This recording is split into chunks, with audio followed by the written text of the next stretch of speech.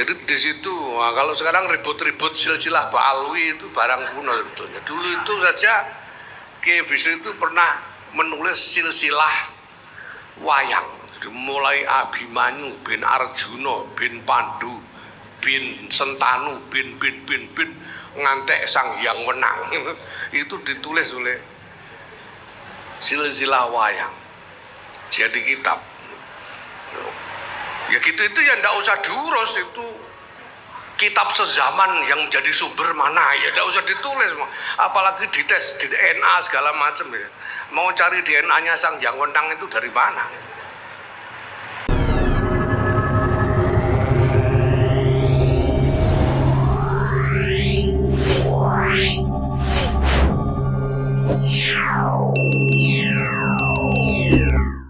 Mulia para kiai, para nyai,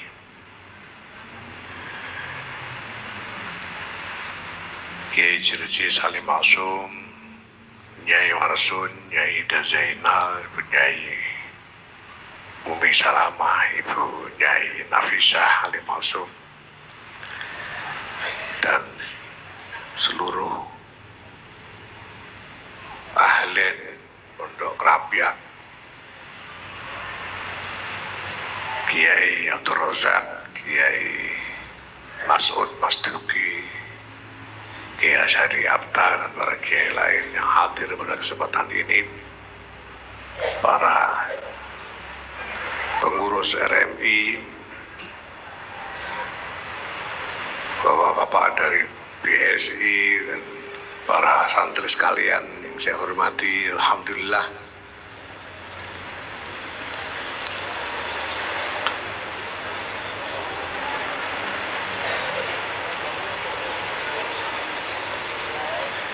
Yang ngasih undangan saya untuk datang itu sebetulnya RMI. Nyun sewu Bu, yang ngundang kula niku asale RMI. Mulane nggih kula saenakku dhewe. Ngundang kemis ora iso aku. Gelem setu. Bareng setu ketoke rasane ras-rasen ora sida aku. Saenak kula piyambak wong RMI ae mboten anak buahku dhewe. Kula nembe ngerti nek niki jebule khol niku nembe niki wau. Wah, nek khol ya ora wani ra teko aku. Nek pancen acarane khol lho nggih. Coba nek acarane kampanye presiden ngoten repot kula. Nek khol kula tetep mangkat napa melih. Mbah Warsun ning wong tuwa kula piyambak. Insyaallah kula niku riyen sekolah kula teng SMP 13 pinggiran mriku niku. Bisa dinten wirawiri liwat ngajeng daleme Mbah Sun. Siang-siang nek wangsul sekolah ngoten niku. Mbah Sun kleresan nembe teng letak teng latar. Ini mesti ditimbali kula, ditimbali dijajagokan. Masya Allah Mbah Sun. Wis bate kula cah cilik ditimbali dijajagokan gleni, kadang-kadang nanti sak wen-wen jagoan kali Mbah Sun diceritani nor-nor. Masya Allah. Bapak Ibu yang saya hormati, menulis itu memang tradisi yang relatif baru di kalangan pesantren-pesantren kita. Dulunya itu jarang sekali, padahal pesantren sebagai tradisi itu punya umur yang sudah sangat tua. Ini tradisi yang sudah lahir berabad-abad yang lalu. Tetapi tradisi menulis di kalangan pesantren itu sendiri memang relatif baru, sehingga sampai sekarang pun masih belum banyak kiai-kiai kita yang mementingkan menulis sebagai bagian dari khidmah ilmiah beliau-beliau di dalam mengarungi dunia pendidikan di pesantren. satu dua muncul sejak zaman Kiai Soleh Darat misalnya. Tapi sesudah itu jarang sekali. Memang ada yang produktif, ya, tetapi ditulis oleh kiai yang tidak menunggui pesantren di Nusantara. Kiai yang sudah jadi kiai internasional di Haromen sana, misalnya seperti Kiai Nawawi Banten. Kiai Nawawi Banten ini sangat produktif, kitab-kitabnya banyak, tapi beliau menulis itu ya di Makkah sana, di Tanah Haram, bukan sambil menunggui pondok pesantren seperti kiai-kiai kita di sini. Nah, sementara kiai-kiai kita sendiri ini jarang sekali. Satu dua saja yang keluar tulisan-tulisannya. Sampai sekarang masih jarang kita dapati tulisan-tulisan karya dari kiai-kiai pesantren. Ya, hanya segelintir saja kiai-kiai yang menulis buku-buku atau kitab-kitab. Nah, Kamus Al-Munawwir ini lahir di tengah suasana jarangnya kiai-kiai menulis itu. Dulu itu di antara yang ngotot ingin mengembangkan kebiasaan menulis, itu salah satunya kakek saya, Kiai Bisri Mustafa. Pokoknya nulis. Sehingga kalau banyak kiai-kiai yang lain itu wiridannya itu wiridan zikir, wiridan hizib, wiridan selawat misalnya. Itu kalau Kiai Bisri Mustafa itu wiridannya nulis. Sampai-sampai di dalam perjalanan kalau diundang pengajian ke sana kemari itu di mobil itu nulis. Pokoknya selama belum ngantuk nulis, sehingga apa saja ditulis. Apa saja ditulis. Ya, kalau sekarang orang mengenal tafsir Al-Ibriz, ini salah satu yang laris lah. Ada tarjama dan sarah singkat Alfiyah Ausatul Masalik, ada kitab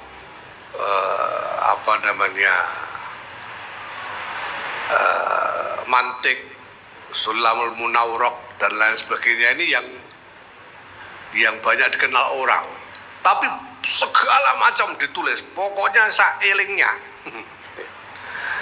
Sehingga banyak yang aneh-aneh yang mungkin banyak orang tidak tahu. Kiai Bisri itu pernah nulis kitab judulnya Silsilah Wayang. Jadi di situ, nah, kalau sekarang ribut-ribut silsilah Ba'alwi itu barang kuno sebetulnya. Dulu itu saja Kiai Bisri itu pernah menulis silsilah wayang. Jadi mulai Abimanyu bin Arjuna bin Pandu bin Sentanu bin ngantek Sang Hyang Wenang. Itu ditulis oleh silsilah wayang. Jadi kitab. Ya gitu, itu ya ndak usah diurus, itu kitab sezaman yang jadi sumber mana ya ndak usah ditulis, apalagi dites di DNA segala macam ya. Mau cari DNA-nya Sang Hyang Wenang itu dari mana? Ada namanya kitab andeng-andeng, ditulis oleh Kiai Bisri, saelingnya pokoknya. Kitab andeng-andeng. Jadi dibahas di situ andeng-andeng letak. Andeng-andeng itu tai lalat. Mulai dari ujung bon-bonan sampai ujung kaki. Kalau orang andeng-andengnya di bon-bonan, itu wataknya biasanya begini. Kalau andeng-andengnya di dekat mata begini, kalau di pipi begini, dan seterusnya sampai ujung kaki. Nah itu sempat dipermasalahkan oleh Mbah Ali, oleh Ki Ali Maksum. Tanya sampeyan ini nulis kitab andeng-andeng dasare opo, kata Mbah Ali. Dasare apa bilih sing dienggo rujukan niku apa? Qur'ane ora ana, hadise ora ana, akwale ulama ora ana, dasare apa? Ya kata Mbah Bisri, lho tak sebutno ning kono kok aja. Tak goleki ora ana, tak waca kabeh ora ana. Ora mbok sebut dasare blas. Wis tak sebut. Di bagian dhisik gorene kitabe.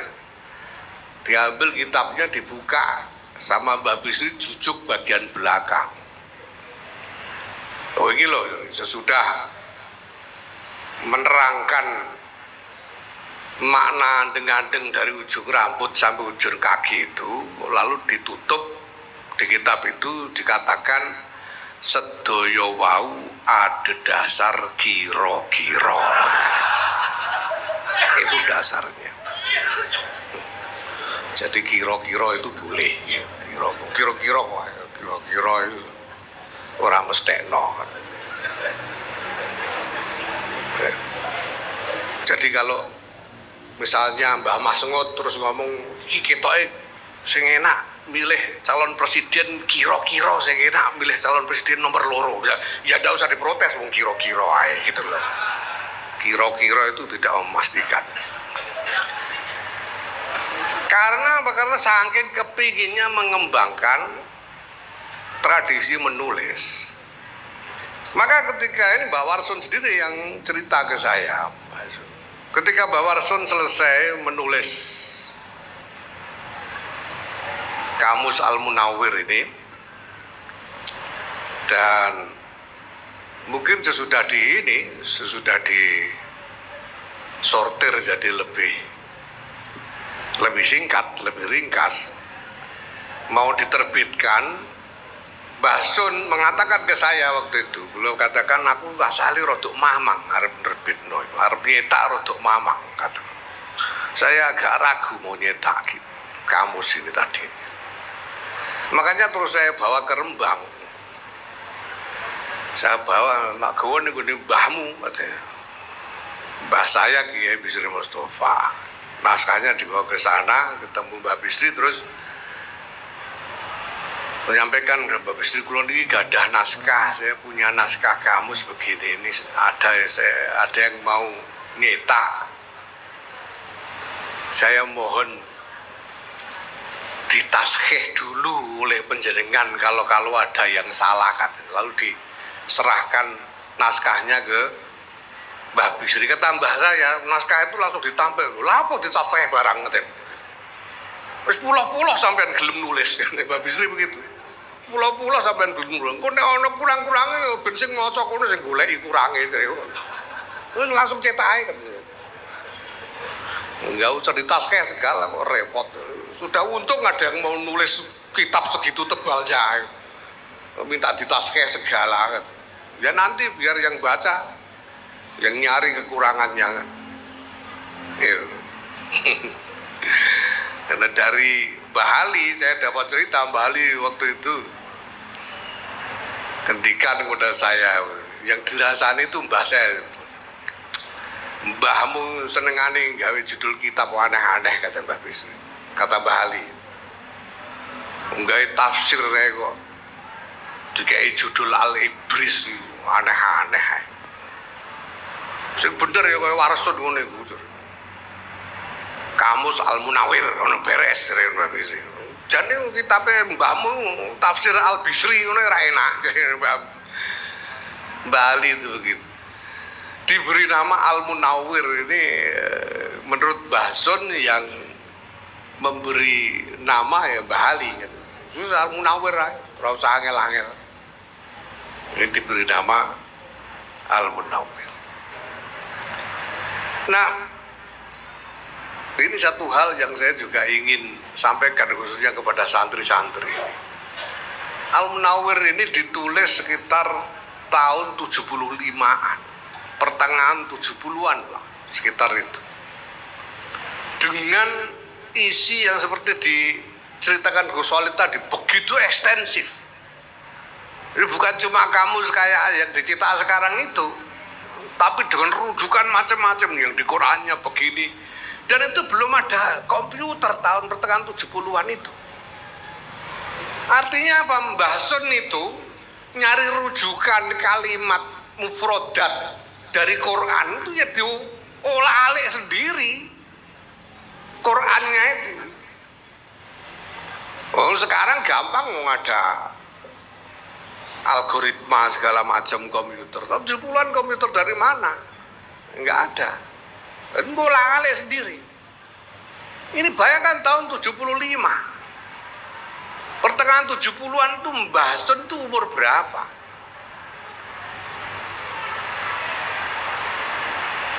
Kalau perkiraan saya kalau Mbah Sun ini lahir tahun 40-an, tahun pinten Mbah Sun niku?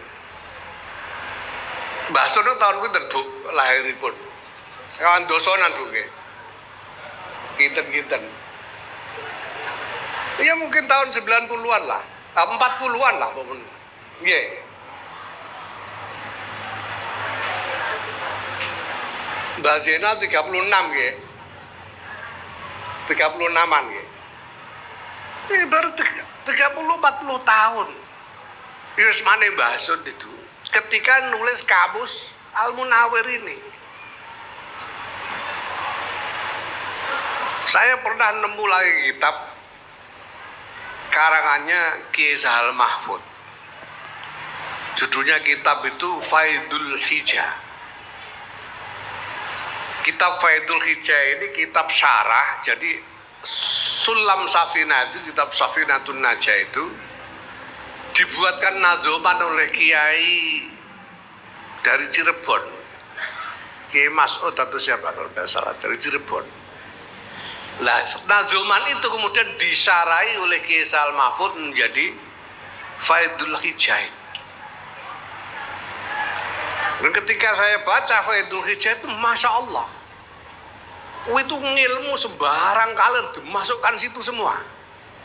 Mulai dari tafsir, usul, sampai arut, semua masuk. Nahu, sorob, sampai arutnya masuk semua.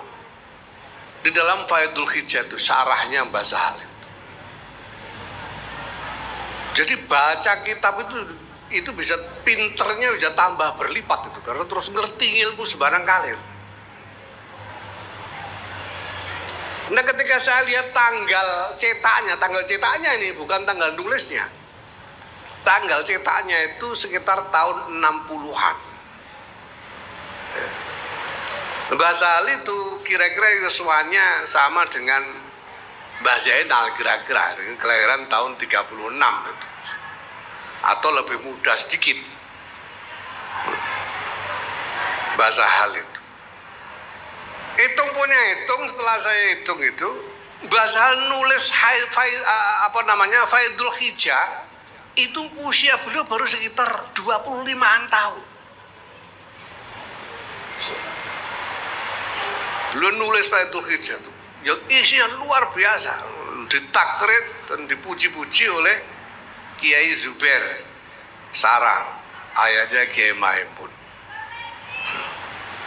Jadi saya melihat kiai-kiai kita ini sejak usia masih sangat muda sudah mencapai kapasitas keilmuan yang excellent. Tadi Gus Solid cerita proses penulisan Al-Munawwir itu aja lama sekali. Berarti Mbah Sun itu mulai nulis Al-Munawwir itu mungkin ya sekitar baru usia 20-an tahun. Kiai Sahal menyelesaikan Faidul Hijah itu usia baru 25-an tahun. Itu kiai-kiai kita dulu. Nah, sekarang saya lihat lihat santri-santri zaman sekarang, ya Allah Gusti. Umur 25, umur 40 masih papoh ngangoh, nggak ngerti apa-apa. Ini gimana santri-santri hari ini? Jadi ini jangan sampai diterus-teruskan, jangan sampai ada gejala kemerosotan di dalam dedikasi ilmiah dari santri-santri. Kiai-kiai kita dulu itu sejak muda memang mencurahkan dedikasinya secara total kepada ilmu. Nah, maka santri-santri hari ini seharusnya juga harus lebih terpacu. Karena masa depan itu hari-hari ini datangnya lebih cepat. Sekarang ini sementara kebiasaan mutolaah buku, mutolaah kitab ini belum cukup berkembang, sekarang kita sudah pindah kepada platform-platform digital.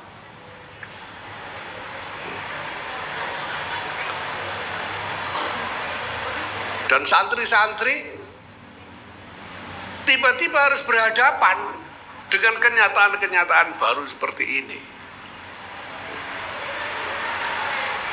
Nah, maka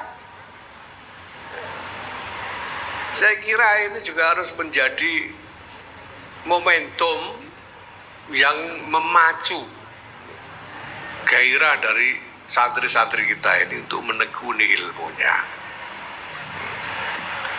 Nah, soal digital ini memang menjadi sesuatu yang tak terelakkan dan memang harus kita terima.